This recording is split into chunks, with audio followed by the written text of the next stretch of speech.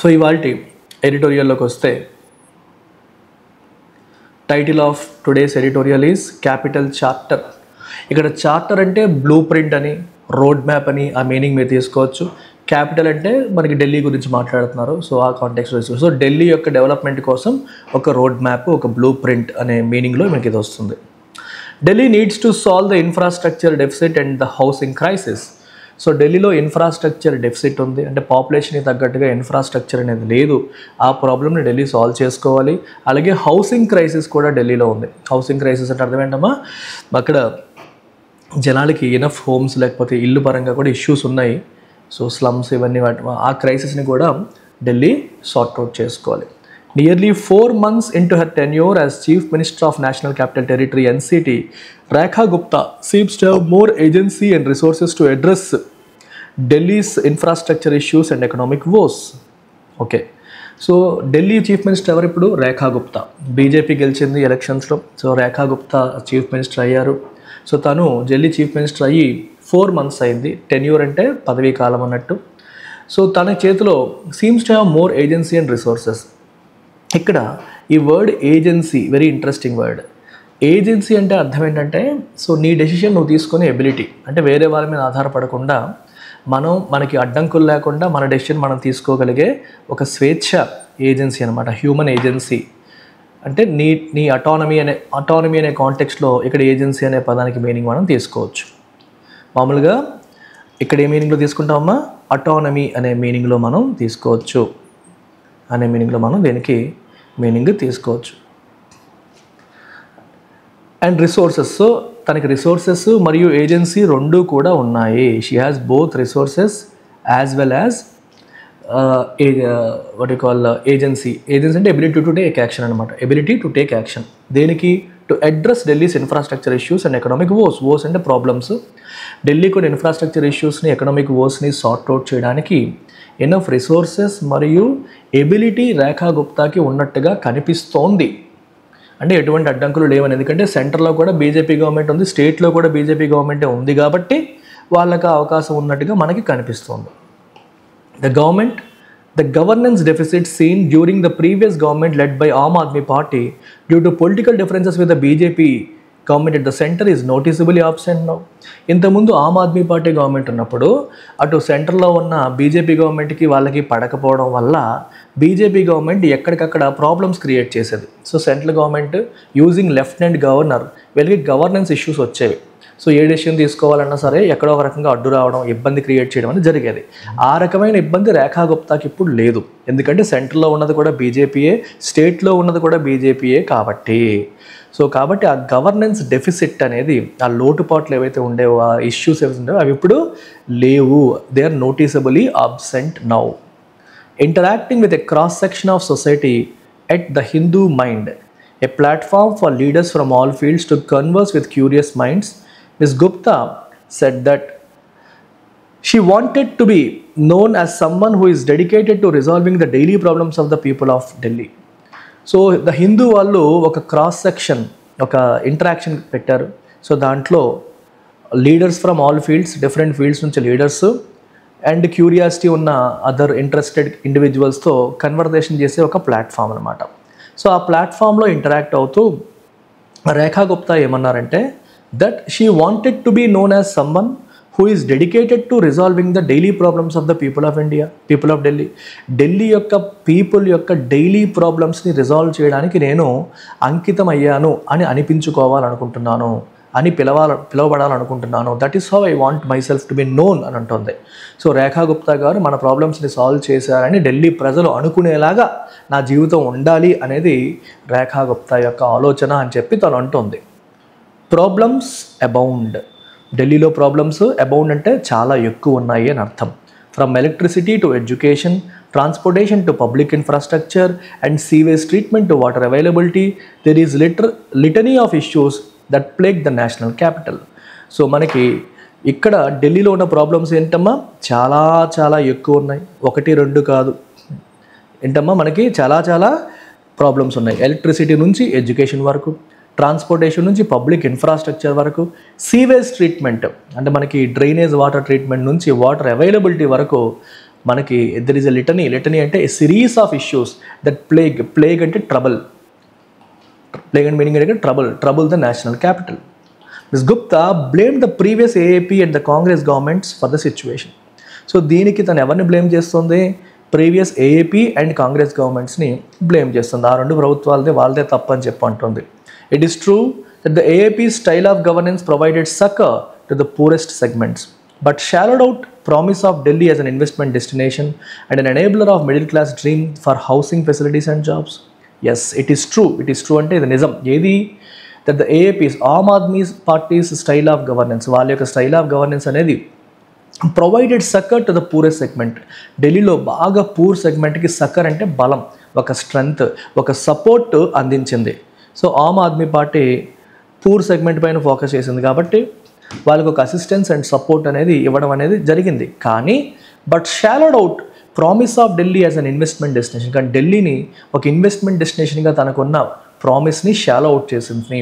అంటే ఢిల్లీ ఇండస్ట్రియలిస్టులు ఫోకస్ చేసే ఏరియాగా కాకుండా మారిపోయింది. షాలో అవుట్ అర్థం ఏంటమ్మా? డెప్త్ లేకపోవడం. సో డెప్త్ లేకపోవడం అంటే ఇంకా ఎంప్టీ చేసేసింది. దేన్ని? The promise of Delhi as an investment destination. Investment డెస్టినేషన్గా ఢిల్లీకి ఉన్న పేరు ప్రఖ్యాతల్ని కంప్లీట్గా రిమూవ్ చేసేసింది. Okay. And an enabler of the middle class dream for housing facilities. Middle classes అక్కడ మంచి ఇల్లు కట్టుకోవాలి అండ్ జాబ్స్ తెచ్చుకోవాలన్న వాళ్ళ డ్రీమ్స్ కూడా చాలా వరకు పోయాయి ఆమ్ ఆద్మీ పార్టీ గవర్నమెంట్లో. పేదవాళ్ళ ప్రభుత్వంగా ఉంది కానీ మిడిల్ క్లాసెస్ మిగిలిన వాళ్ళు సఫర్ అయ్యే పరిస్థితి వచ్చిందని చెప్తున్నారు. Aam Aadmi party use Delhi as a staging post of its chief Arvind Kejriwal's electoral ambitions. ఆయన యొక్క ఎలక్టోరల్ అంబిషన్స్కి ఒక స్టేజింగ్ పోస్ట్. చూసారా, ఢిల్లీలో ఇలా చేసాం, సో దేశవ్యాప్తంగా మోదీకి ఈయన ప్రత్యామ్నాయం అవుతారు అన్నట్టుగా చూపించుకోవడం కోసం, స్టేజ్ చేసుకోవడం కోసం. ఇక్కడ స్టేజింగ్ అంటే అర్థమవుతుందమ్మా? స్టేజింగ్ అంటే ఇక్కడ చూపించుకోవడం. సో ఆమ్ ఆద్మీ పార్టీ చీఫ్ అరవింద్ కేజ్రీవాల్ ఏదైతే చూపించుకోవాలనుకుంటున్నారో, ఏదైతే చెప్పాలనుకుంటున్నారో ప్రజెంట్ చేయడం అనమాట. సో ఆయన ఇలా ఉన్నారు, ఆయన వ్యూ ఇది అని చెప్పడం కోసం దీని ఉపయోగం. అంటే సో నేషన్ వైడ్ మా పాలిటిక్స్ ఎలా ఉంటాయని దానికి ఒక బ్లూ ప్రింట్ లాగా ఆ ఢిల్లీని వాడాలని వాళ్ళు ప్రయత్నం చేశారు. That said no incumbent can succeed by blaming predecessors. Yes, అయితే ఇదంతా ఉన్నప్పటికీ దట్ సెడ్ అంటే ఇప్పుడు చెప్పినవన్నీ జరిగినప్పటికీ కూడా నో ఇన్కంబెంట్ అంటే ప్రజెంట్ అధికారంలో ఉన్న వ్యక్తి కెన్ సక్సీడ్ బై బ్లేమింగ్ ప్రీడెసెసర్. ఇంత ముందున్న వాళ్ళని తిట్టుకుంటూ, ప్రీడెసెసర్ అంటే అర్థం ఏంటమ్మా? ఇంతకుముందు ఎవరైతే ఉన్నారో వాళ్ళని ప్రీడెసెసర్ అంటారు. Someone who preceded you. Enabler అమ్మా, ఎనేబులర్ అంటే ఎనేబుల్ చేసేది అని అర్థం. ఎనేబుల్ చేయడం అంటే మేక్ సంథింగ్ ఏబుల్, అది జరిగేలాగా చేయడం. Okay. No incumbent can succeed by blaming predecessor అంటే ఇంతకుముందు ఉన్నవాళ్ళు. ఇంతకుముందు ఉన్నది ఎవరు? Aam Aadmi party government. So వాళ్ళని బ్లేమ్ చేసుకుంటూ ఇప్పుడు బీజేపీ గవర్నమెంట్ సక్సీడ్ అవుతుందా? రేఖా గుప్తా సక్సీడ్ అవుతుందా? అవ్వలేదు. The one in charge currently is the one answerable. మీరు గతంలో చేసిన పాలకుల తప్పును ఎత్తి చూపుతూ మీరు కాలక్షేపం చేస్తామంటే కుదరదు. ఇప్పుడు ఎవరైతే అధికారంలో ఉన్నారో వాళ్ళే సమాధానం చెప్పాల్సి ఉంటుంది. Gupta said the Minto Bridge underpass in Connaught Place in central Delhi would no longer flood in the rains, and she was proved right this week when the city received a heavy downpour. So ఆవిడ ఏమన్నారంటే Minto bridge under pass, కొనాట్ ప్లేస్లో ఒక bridge under pass ఉంది, అది ఎప్పుడు కూడా ఇకపై ఎంత వర్షం పడినా సరే ఫ్లడ్ అవ్వదు, మునిగిపోదని చెప్పారు. ఆవిడ చెప్పింది కరెక్ట్ అయింది. ఎందుకంటే ఈ వారం విపరీతంగా వర్షం, డౌన్పోర్ అంటే విపరీతమైన వర్షం పడినప్పటికీ కూడా అది మునిగిపోలేదు. But numerous other places in the city were water log. అయితే స్టేట్లో ఢిల్లీలో చాలా అదర్ ప్లేసెస్ మాత్రం వాటర్తో ముంచెత్తబడ్డాయి. And this is just a small part of the challenges. So Delhi challenges ఇవి మాత్రమే కాదు, ఇంకా చాలా ఉన్నాయి. దాంట్లో ఒక చిన్న భాగం మాత్రమే ఇప్పుడు చెప్తున్న వాటర్ లాగింగ్, అంటే వాటర్తో ముంచెత్తబడ్డం. Gupta said all the water logging points in Delhi have been identified. ఎక్కడెక్కడ వాటర్ లాగింగ్ జరుగుతుంది, ఎక్కడెక్కడ వాటర్ పేరుకుపోతుందో దాన్ని మేము ఐడెంటిఫై చేసామని ఆవిడ అంటుంది. And nodal officer has been put in charge for each of them. వాటన్నిటికీ ఒక పాయింట్ ఆఫ్ కాంటాక్ట్, నోడల్ ఆఫీసర్ని పెట్టడం జరిగింది. హూ విల్ బీ అకౌంటబుల్, వాళ్ళు దానికి సమాధానం చెప్పాలి. అంటే ఒక్కొక్కరికి ఒక్కొక్క ప్లేస్ని అప్పచెప్పారు. సో ఈ ప్రాబ్లమ్ సాల్వ్ చేయడం నీ బాధ్యత, ఈ ప్రాబ్లమ్ సాల్వ్ చేయడం నీ బాధ్యత అని చెప్పి డిఫరెంట్ ఆఫీసర్స్ని అపాయింట్ చేయడం జరిగింది. And they will be accountable అంటే వాళ్ళు సమాధానం చెప్పాల్సిన పరిస్థితి వస్తుంది. సో వాటిని బాగు చేసే రెస్పాన్సిబిలిటీ ఒక్కొక్కరికి అప్పచెప్పారు అని అర్థం. So this must be enforce strictly. దీన్ని స్ట్రిక్ట్గా ఎన్ఫోర్స్ చేయాల్సిన అవసరం ఉంది. Haphazard and unpredictable land use regulations over the decades are one of the main reasons for Delhi losing out to surrounding places as a destination for housing and office space. హఫజార్డ్ అంటే అర్థం ఏంటమ్మా, dangerous అంటే అడ్డదిడ్డంగా, ఒక సిస్టమేటిక్గా. Hazardous అంటే dangerous అని, హఫజార్డ్ అంటే ఒక సిస్టమేటిక్గా లేకపోవడం. So non systematic, unpredictable land use regulations, land ఎలా వాడాలి, ఏంటి, ఎక్కడ ఏదైనా దాని విషయం రెగ్యులేషన్స్ అనేవి ప్రాపర్గా లేవు. ఓవర్ ద డెకేడ్స్, గడిచిన కొన్ని దశాబ్దాలుగా ల్యాండ్ యూజ్ రెగ్యులేషన్స్ అనేవి సరిగ్గా లేకపోవడం వల్ల, హఫజార్డ్గా ఉండడం వల్ల, they are one of the main reasons for Delhi losing out to surrounding places. దానివల్ల గుర్గావ్, నోయిడా లాంటి ప్లేసెస్ ఇన్వెస్ట్మెంట్ డెస్టినేషన్స్గా మనకి పికప్ అవుతున్నాయి, కానీ ఢిల్లీ మాత్రం ఇన్వెస్ట్మెంట్ డెస్టినేషన్గా పికప్ అవ్వట్లేదు. అంటే కంపెనీస్ ఎవరు కూడా ఢిల్లీలో పెట్టట్లేదు, గుర్గావ్లోనూ నోయిడాలోనూ ఆఫీసెస్ పెడుతున్నారు. The land pooling policy in the capital which has been meandering now needs to be urgently streamlined and implemented. Land pooling అంటే ఏదన్నా మనకి ఆఫీస్ పర్పస్ కోసం, గవర్నమెంట్ పర్పస్ కోసం ల్యాండ్ ఎలా పూల్ చేయాలి ప్రజల నుంచి అనే విషయాన్ని మనం ల్యాండ్ పూలింగ్ పాలసీ అంటాం. ఆ విధానం అనేది కూడా ఇట్ హ్యాస్ బీన్ మియాండరింగ్, అంటే ఒక సిస్టమేటిక్గా లేదు. మియాండరింగ్ అంటే నదులు మియాండర్ అవుతాయి కదా, ఎలా వెళ్తాయి. సో దాన్ని స్ట్రీమ్లైన్ చేయాలి, అంటే ఒక పద్ధతిగా వెళ్ళేలాగా దాన్ని ఒక సిస్టమేటిక్గా చేయాలి అండ్ ఇంప్లిమెంట్ చేయాలి. Thousands of people who have invested their hard-earned money with the dream of a house in Delhi cannot be punished for policy confusion that is not their fault. చాలామంది ఢిల్లీలో ఇల్లు కట్టుకోవాలి అని చెప్పి ఒక డ్రీమ్తో ఎక్కువ డబ్బులు పెట్టిన వాళ్ళందరూ కూడా నష్టపోకూడదు. ఇష్టం వచ్చిన పాలసీ విషయంలో క్లారిటీ లేకపోవడం వల్ల ఇన్వెస్ట్మెంట్ డెస్టినేషన్గా ఢిల్లీ మారకుండా ఢిల్లీలో డెవలప్మెంట్ అనేది తగ్గిపోతుంది. దానివల్ల అక్కడ పెట్టుబడి పెడుతున్న వాళ్ళందరూ నష్టపోయే పరిస్థితి వస్తుంది, అది జరగకూడదు అంటున్నారు. Schooling in Delhi needs to have predictable regulation. Delhi schooling విషయంలో కూడా రెగ్యులేషన్ క్లారిటీ ఉండాలి. అలాగే and both private and public schools must follow standards. అందరూ కూడా సేమ్ సెట్ ఆఫ్ స్టాండర్డ్స్ని ఫాలో అవ్వాలి. Huge disparities in school educations can have cascading ill effects for the society. School ఎడ్యుకేషన్లో disparities అంటే ఇన్ఈక్వాలిటీస్ ఎక్కువగా ఉంటే దానివల్ల క్యాస్కేడింగ్ ఇల్ ఎఫెక్ట్, సొసైటీ మీద అవి చెడు ప్రభావాన్ని చూపించే అవకాశం ఉంటుంది. క్యాస్కేడింగ్ ఎఫెక్ట్ అంటే అర్థం ఏంటమ్మా, ఒకదాని వల్ల ఇంకొకటి, ఒకదాని వల్ల ఇంకోటి, ఒకదాని వల్ల ఇంకోటి, అట్లాంటి చెడు ఎఫెక్ట్స్ ఉండొచ్చు అని చెప్తున్నారు.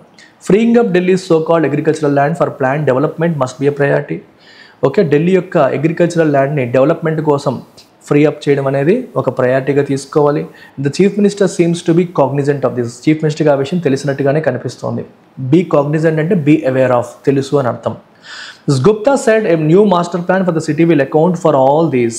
ఒక కొత్త మాస్టర్ ప్లాన్ వేయబోతున్నాము and that will account for all these. So ఆ అకౌంట్ ఫర్ అంటే ఆ కొత్త మాస్టర్ ప్లాన్ ఇవన్నీ కన్సిడర్ చేస్తాము. It will have all these things and the fact the BJP is in power in the centre as well. So సెంటర్లో కూడా BJP ఉంది కాబట్టి, ఎన్సిటీలో కూడా బీజేపీ ఉంది కాబట్టి, అన్ని మున్సిపల్ కౌన్సిల్స్లో కూడా బీజేపీ ఉంది కాబట్టి ఎక్కడ అడ్డంకులు రావు. విల్ మేక్ థింగ్స్ ఈజీ, పనులు సులువుగా అవుతాయి అని చెప్పి అంటున్నారు.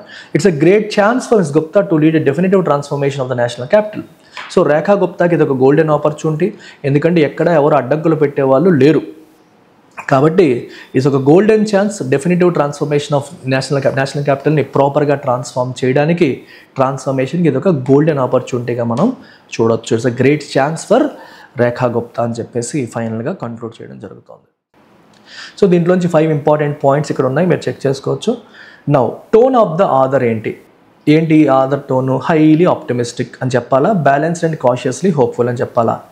బ్యాలెన్స్డ్ అండ్ కాషియస్లీ హోప్ఫుల్గానే ఉన్నారు. సో ఇది పాజిటివ్గా హోప్ఫుల్గానే ఉంది, కాకపోతే మరీ పొగిడేస్తూ అని కాకుండా బ్యాలెన్స్ చేసుకుంటూ వచ్చింది. Central idea of the editorial ఏంటమ్మా? ఢిల్లీ ప్రాబ్లం అంతా కూడా కంప్లీట్గా సాల్వ్ చేసిందని చెప్పడమా? కాదు. వెల్ఫేర్ పాలిటిక్స్ మనకి పనిచేయలేదు ఏఏపీవి అని చెప్పడమా? కాదు. Delhi's long standing infrastructure and housing issues, yes. ఢిల్లీకి ఎప్పటి నుంచో ఉన్న ఇన్ఫ్రా మరియు హౌసింగ్ ఇష్యూస్కి అర్జెంటుగా అకౌంటబుల్ గవర్నెన్స్ అనేది కావాలి అండర్ న్యూ లీడర్షిప్ అని, ఎస్. ఇది ఎగ్జాక్ట్లీ కరెక్ట్, ఇది మనకి పర్ఫెక్ట్ ఆన్సర్ అవుతుంది.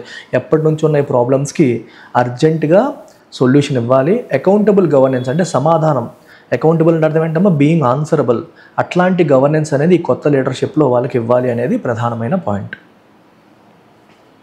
ఇన్ఫరెన్స్ తీసుకుంటే political alignment between centre, state and local bodies can enable faster, yes. ఇది ఇన్ఫరెన్స్గా మనం తీసుకోవచ్చు, ఖచ్చితంగా ఇన్ఫరెన్స్గా తీసుకోవచ్చు. ఎందుకని ఇప్పుడు ఈ ఆర్టికల్లో ఏం చెప్పారంటే ఆమ్ ఆద్మీ పార్టీ గవర్నమెంట్ ఉన్నప్పుడు సెంట్రల్లో బీజేపీ ఉండేది, స్టేట్లో ఆమ్ ఆద్మీ పార్టీ ఉంది, కాబట్టి గవర్నెన్స్ డెఫిసిట్ ఉండేది అన్నారు. ఈవిడికి ఆ ప్రాబ్లం లేదు అంటున్నారు. అంటే అర్థం ఏంటి? సెంటర్లోను, స్టేట్లోను, మున్సిపల్ బాడీస్లో కూడా ఒకే పార్టీ ఉంటే అడ్వాంటేజ్ ఏమవుతుంది మనకి?